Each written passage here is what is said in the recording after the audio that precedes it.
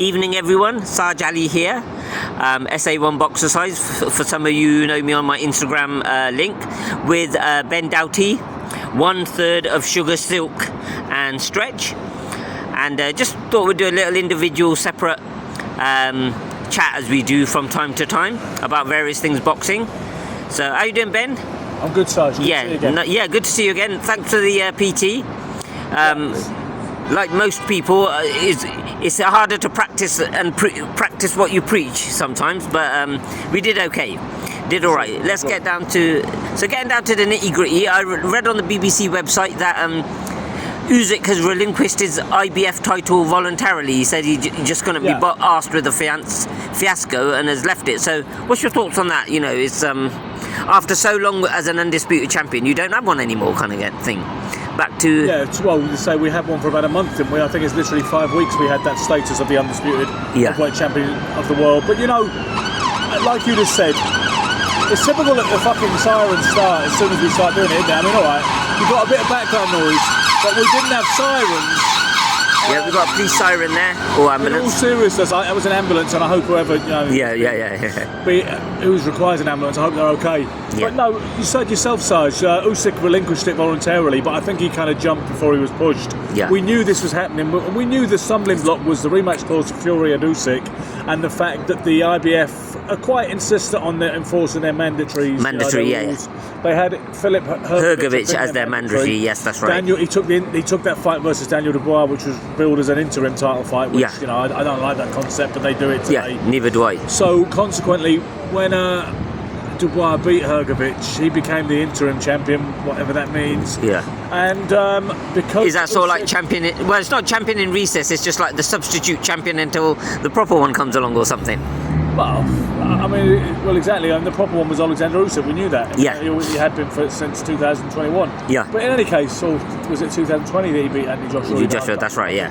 So anyway, but we know that there's only one world heavyweight champion worth taking seriously. We finally had that established back last May the 18th. Yeah. I went to a press conference yesterday to announce, the Joshua Dubois fight, Wembley, September 21st. And you had Michael Buffer giving it the big one, saying the two-time heavyweight champion of the world, Daniel Dubois. And it's just, we all know it's silly. Anybody who's been around boxing, who understands the process and the business, knows it's silly. Johnny Nelson was pretty vocal about it when I did an interview with him. Unfortunately, by the way, there's so much new music at this press conference just before it started that the bit I got with Johnny wasn't really usable, so I just used a couple of quotes from the interview. But he was saying, this is a joke, and, we all know that he said that the sanctioning bodies are not doing the sport any favours when they do this. They're self-seeking, they're greedy, they're short-sighted, they're shooting us in the foot. Yeah. And, let's face it, people can call it what they want, but we know who the champion is. You can't have someone who became heavyweight champion of the world last month and then suddenly decide that this other thing is all that counts. And Eddie Hearn was tweeting a big day ahead before the press conference, and he said, can I get a 3-time from anybody?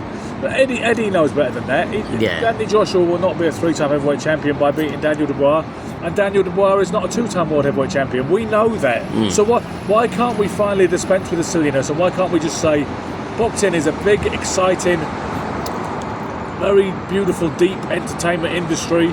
It's always a little bit seedy, a little bit crooked, and very glamorous. But why can't we just accept the fact there's a lot of characters out there, there's a lot of good fighters out there. There should be one numero uno established as often as possible. Yeah. And the rest of them, the box office is whatever the box office is. When people are paid to see these fighters and these wonderful warriors and these charismatic stars fight each other in the ring, we don't have to have all this fake billing. We finally need to liberate ourselves from that after all this time, surely. Yeah. And the thing about it is, that's what a lot of people are saying with the Turkey Al Sheikh and that that's what you're doing. I quite like the league.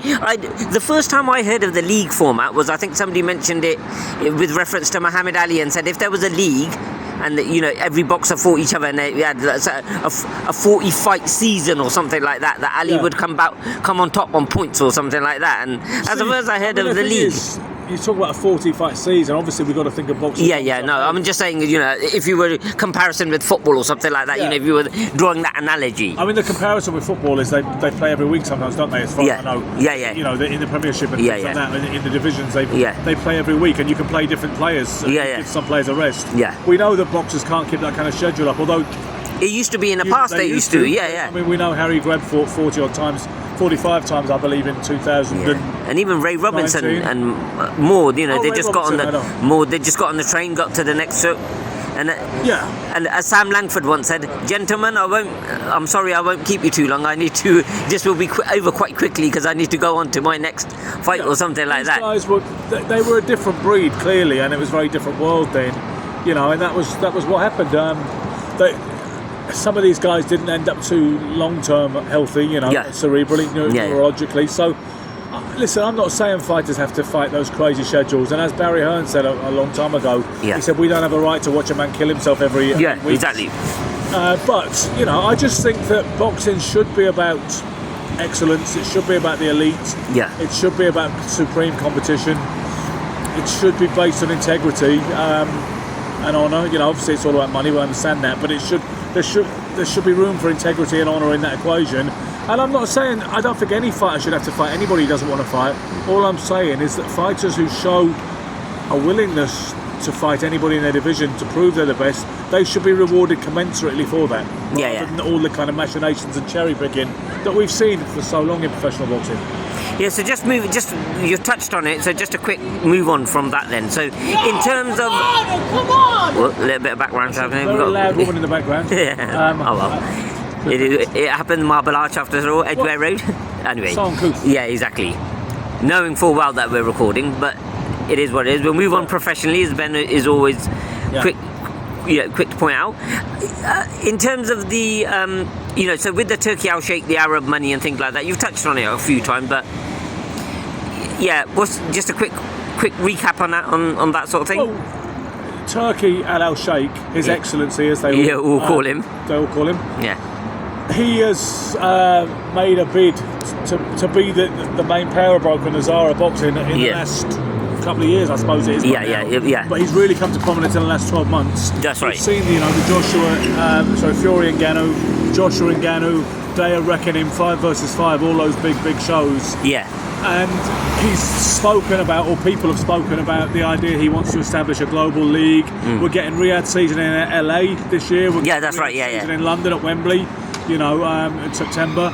So the idea, see, this is the thing. My man Michael Elijah, the Silk, he thinks this is a negative thing, and he thinks that if anybody becomes the kind of Zara boxing and is the sole power broker who runs the show, then that will be a bad thing, and we'll have less democracy, we'll have less freedom of choice, we'll have less free enterprise, but we are getting big.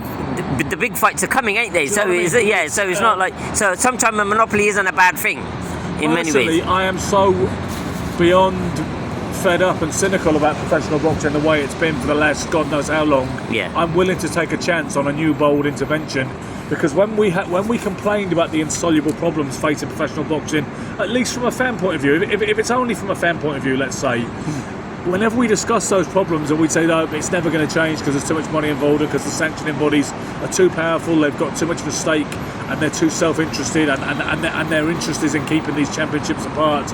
Even if they make a big show of banging the drum and unifying them, sometimes they only want to splinter them again so they can go through the whole process again, because it doesn't work out for them financially or politically to have one champion and have to share that champion. They don't want to do that. They want their own champions. So whenever people have said, what can we possibly do about that situation, because it has gotten beyond a joke, people have always said it takes some crazy billionaire but zillionaire to sort it out, to take over and actually start calling the shots. Now we appear to be getting that surreal situation, and some people look to complain and say, but the fights are a bit dry, like an atmosphere over there, or he may start dropping the purses, or it's not good for democracy to have one person running the show. I'm willing to try anything, and I say let's see where it goes. Because that's one of the things, just a quick point to make, like on the BBC when they talked about the Usyk dropping it, that's where I heard about it.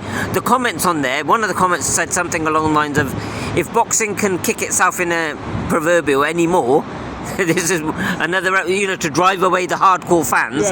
This is another way of doing it. I think people like Michael Elijah, even though he does watch fights today, I think he's still kind of attached to his era before it was as bad as it is today politically, with the sanction bodies and the kind of competition scale, should we say, and the expectations of seeing 50-50 matchups on meaningful fights on a regular basis. So I don't think he sometimes quite realises how bad it is, because because he still talks about the world title when there is no the world title The anymore. world title. I say that we've seen Usyk unified all the belts very recently. We see what happened there. Yeah. And we knew it was going to happen. Yeah. Canelo is the undisputed super middleweight champion, I believe, still, although that situation looks fractious right now, but he is. Inoue is the world super bantamweight champion, right? So we do, or at least universally regarded, even if they were. Devin Haney was the undisputed world welterweight champion. Crawford was the undisputed world welterweight champion, but then they gave a bit of it to Jaron Ennis, didn't they? And our own Josh Taylor was the undisputed light welterweight champion fairly recently. It's a tragedy in itself because Taylor couldn't hang on to all the belts. Yeah. Crawford couldn't hang on to them. And it's a tragedy. You get a young guy like Jaron Ennis who looks the business. Yeah. And we want to see him against the men to see if he's really as good as we think he is, or will the great champion turn it back because he's not mature enough yet, or because he's not good enough. Oh, another ambulance. Sorry, there seems to be a lot ambulance. That's what we want to see, right? Yeah. And we don't get to see Jaron Ennis versus Terence Crawford. So instead we get Crawford winning an interim title, then getting upgraded to full champion, then defending against David Avanesyan, which is a good fight, but it's not real, is it? It's not the reality. The big. It's not the reality. It's not Basilio Robinson, is it? Or something like that. What they're giving us is the diluted version of what we could have, and then obviously we've got another guy from Saudi with a gazillion dollars who wants to give us what we want because it's what he wants to see because he likes boxing like we do. I'm not going to start identifying problems until I see one. Yeah. Just moving closer to home, sort of like closing it down. Show coming up, forthcoming. I mean, of interest to me because my friend or gym mate of sorts, Lewis Oakford, is fighting for his first title at cruiserweight, Southern Area title against I think John Hedges or something, like that. Yeah. But on there, the main fight is Johnny Fisher, the Romford ticket seller, versus Alan the Savage Babic, who's also a massive ticket seller. So it's one of those young gun fighting for his first marquee fight kind of fight against a well-known guy. So what's your take on that basically? I think it's a fun fight, isn't it? Because Babic is always value for money. I don't think he's the most skilled, polished practitioner out there, but he is value for money. Johnny is an exciting young fighter who's, like you say, he's got a massive following. And I think it's, rather than see Johnny Fisher against some lesser known import, random, or whatever it might be, some continental fella or whatever. I think it's good to see him against a name that people recognise, and they know it's not going to be a dancing competition, is it? Because Johnny Fisher's a pretty aggressive guy. I know he can box a little bit, and he's got Mark Tibbs coaching him, but Babic is all kind of rock'em sock'em, hell for leather. So I think it's a fun fight, isn't it? It's what's not to like. How far do you see Johnny Fisher going? Because there's a lot of hype about him. He sells a lot of tickets. I mean, I suppose a relative hype, but is he just a big ticket seller who's got popularity, or is there something there? Can you see something? He could be, but what I'll say is he's a grafter. He works hard. He's a humble guy. He's got great coaching in Mark Tibbs, and obviously Jimmy Tibbs, the great Jimmy Tibbs, is part of that equation. One point I'd like to make, by the way, is Jimmy doesn't interfere with Mark's fighters. He doesn't tell Mark how to train. Yeah, you said that on your other interview as well. Yeah, he respectfully lets Mark do it, but obviously, of course, he gives his advice and he gives his insight and a bit of stardust he can sprinkle on a fighter. So I think Johnny Fisher, like I say, he's a hard worker. He's a decent boxer. He's got decent skills. Looks like a tough guy. He's had at least one tough test in a ring so far. Where he's had to dig a little bit deep. Against, was it the guy's name escapes me, but he did have to dig deep on one occasion. Might have been a Scottish. No, I think it was. It might have been his last fight or the fight before last. Not. Do you know what I mean? So Johnny. I mean, we have to see how far he goes. So far, he's been. He's ticking the boxes so far at the level he's fighting at, isn't he? Yeah. He's had the benefit of his commercial value and his commercial pulling power up to now. He's Southern Area champion now, isn't he? Isn't he?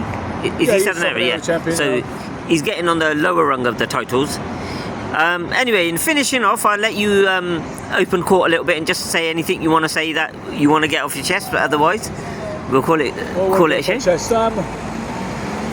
You've got Sonny Edwards fighting the weekend against Curiel, I believe his name is. He's fighting on the undercard. of Jesse Ben It's Rodriguez. interesting. Yeah. You say I just remember that there's a big fight at that level, isn't there? Is it? Juan Estrada versus Jesse Ben Rodriguez. Yeah. What you might call a trade super fight. Yes, that's right. Yeah, you mentioned that. Yeah. I mean, you know, Ben Rodriguez is a major talent. Yeah. You know, he's one of the best fighters in the world, but you know yourself, Sarge, that smaller guys don't get that kind of a credit and plaudits. Yeah. Even if they get it relatively. I mean, Inoue is probably about as close to a superstar as I can think of in world boxing right now. But that's someone who's under 130 pounds, you know? Yeah. But Jesse Rodriguez and also Juan Francisco Estrada is a very good fighter too. So that is one hell of a matchup, but it's only generating a certain amount of interest because they're small. Yeah. You know? Yeah. So, oh well, watch this space, as they say. Thanks for your time, Ben. And yourself, mate. I'll See you. and we'll call it a wrap. Cheers, guys. Take care. Thanks, guys.